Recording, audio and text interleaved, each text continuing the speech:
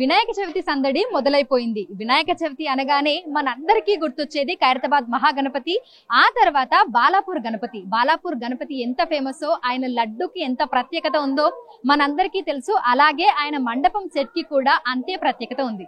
ప్రస్తుతం మనం బాలాపూర్ గణపతి దగ్గర ఉన్నాము. ఈ ఏడాది స్వర్ణగిరి ఆలయాన్ని పోలినటువంటి మండపం సెట్ ని వేయడం జరిగింది. మరి ఇందుకు సంబంధించి పూర్తి వివరాలను మనతోటి పంచుకునేందుకు సీనియర్ డెకరేటర్ ఉన్నారు సుధాకర్ రెడ్డి గారు. మిగతా విషయాలను ఆయన మాటల్లోనే అడిగి తెలుసుకుందాము.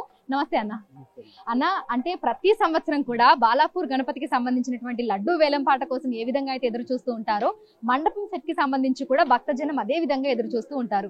మరి ఈ ఏడాది స్వర్ణగిరి ఆలయాన్ని పోలినటువంటి ఆ నమూనా తీసుకోవాలి అనే ఆలోచన ఎలా వచ్చింది? కమిటీ సభ్యులు అడిగారు, ఈసారి తెలంగాణలో ఉన్న ఏదన్నా టెంపుల్ వేద్దామని, ఈసారి స్వర్ణగిరి వేద్దామని అడిగారు వాళ్ళు.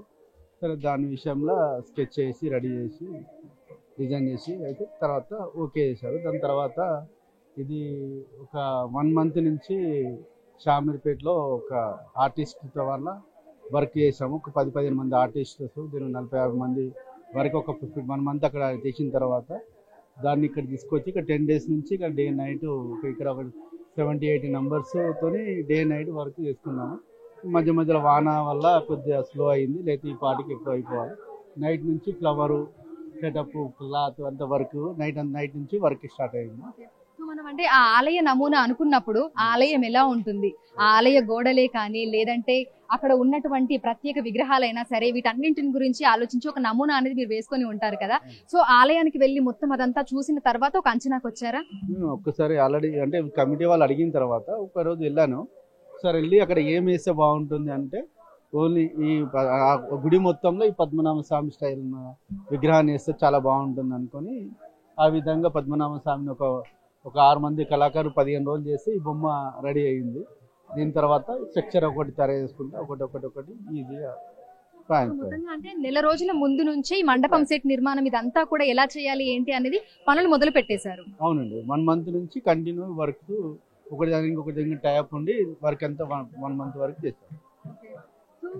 ఎంతమంది కళాకారులు ఈ పూర్తిగా ఈ మండపం సెట్ నిర్మాణంలో పాల్గొన్నారు?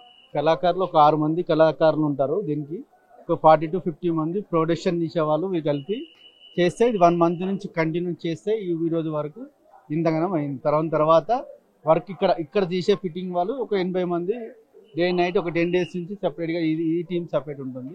ఈ టీం వాళ్ళు ఫ్లవర్ పేస్టింగ్ వరకు, ఇది కలర్ పెయింట్స్ అంతా డిఫరెంట్ వాళ్ళు 80 మంది వరకు ఇక్కడ చేశారు 10 days నుంచి. షామీర్పేటలో అంటే మెటీరియల్ అంటే ఈ స్తంభాలు ఇవన్నీ ఎలా ఉండాలి ఏంటి అనేది మొత్తం అక్కడ చేసి పెట్టుకొని అక్కడ నుంచి మళ్ళీ ఇక్కడికి ట్రాన్స్పోర్ట్ చేశారు. సో అక్కడ తయారు చేయడం ఒక వంత అయితే దాన్ని తీసుకొని రావడం కూడా పెద్ద సమస్య, ఎందుకంటే వాతావరణం కూడా అనుకూలించట్లేదు కదా. మరి ఎట్లాంటి ఇబ్బందులు పడ్డారు? వాతావరణం అయితే వాన అయితే ఈసారి చాలా కొద్ది ట్రబుల్ ఇచ్చింది. 6 days వరకు ఆగింది. నైట్ నుంచి కంటిన్యూ పడుతుంది. కంటిన్యూ అయినా పొద్దున మార్నింగ్ 6 o'clock ఆల్రెడీ ఇక వాన అవుతట్లేని చెప్పి మేమే కంటిన్యూ స్టార్ట్ చేసినాం. వానతో పాటు వానలో అందరు 80 మంది తడుచుకుంటా అందరు వర్క్ చేశారు. ఎవరు కూడా డిసప్పాయింట్ లేకుండా చేశారు. ఇప్పుడు కొద్దిగా వాన కొద్దిగా వెలిసింది కాబట్టి మీకు క్లియర్గా ఒక 1.5 hourలో క్లియర్ అయిపోతుంది. ఎంతో ప్రత్యేకమైనటువంటి బాలాపూర్ గణపతికి సంబంధించినటువంటి ఆ మండపం సెట్ లో మీరు ఒక పాత్ర అవడము, ఇన్ని సంవత్సరాలుగా ఈ డెకరేషన్ పనులు ఇవన్నీ కూడా చూసుకోవడం ఏ విధంగా అనిపిస్తుంది? చాలా సంతోషం, అదృష్టం నాకు చేయడంకే. బాలాపూర్ గణేశునికి సెట్టింగ్ చేయడం చాలా అదృష్టం. Thank you. చూడొచ్చు, నిజంగానే స్వర్ణగిరి ఆలయంలో ఉన్నామా అనే విధంగా కూడా మండపం సెట్ ని ఎంతో అద్భుతంగా నిర్మించారు. మనకి లోపలికి ఎంటర్ అయిన తర్వాత ముందుగా అనంత పద్మస్వామి మనకి కనిపిస్తారు.